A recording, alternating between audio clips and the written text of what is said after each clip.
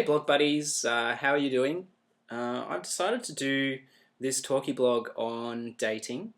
I recently set up an online dating profile and it's been really strange. I have kind of never really stepped back and had a really good think about dating and what it's like, especially with the internet.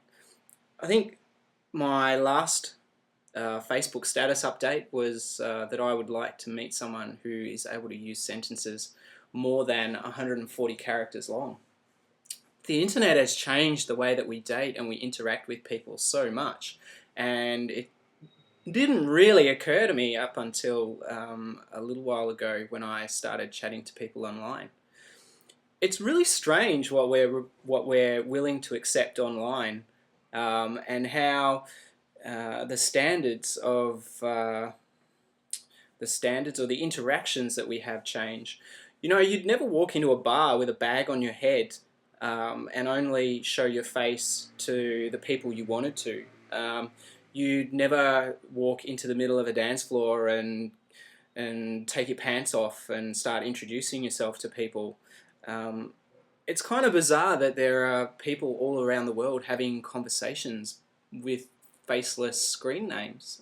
That seems really odd to me. And also the fact that when people are online and they say in their profile, you know, no face pic, no chat, or something like that, you know, that to me is really understandable, because it's a very human thing to want to be able to see the eyes of the person you're having a conversation with. It's really odd, you know, and I've met a couple of guys or been on dates, been for coffee and things like that. And for the most part, I've had a really great time. But there have been a couple where, you know, it sort of seems that if they didn't have their phone with them, or if they weren't able to text, then, you know, they wouldn't have anything to say. You know, I don't understand why people feel that they have to have a whole conversation by text message or by Twitter. You know, what's wrong with just having a beer or a coffee? But I guess that's me. I'm a social person. I like that interaction. It's just a shame that, you know, the internet has had such a big effect on how we interact personally in our day-to-day lives.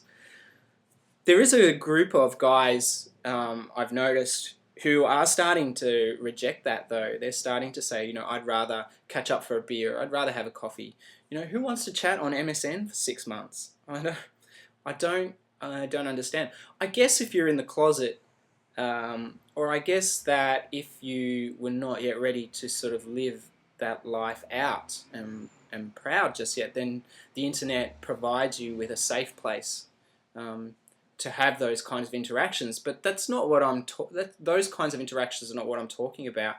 I'm talking about people who want to meet people and who want to make that connection, sort of hiding behind their keyboards or hiding behind a faceless profile on a website.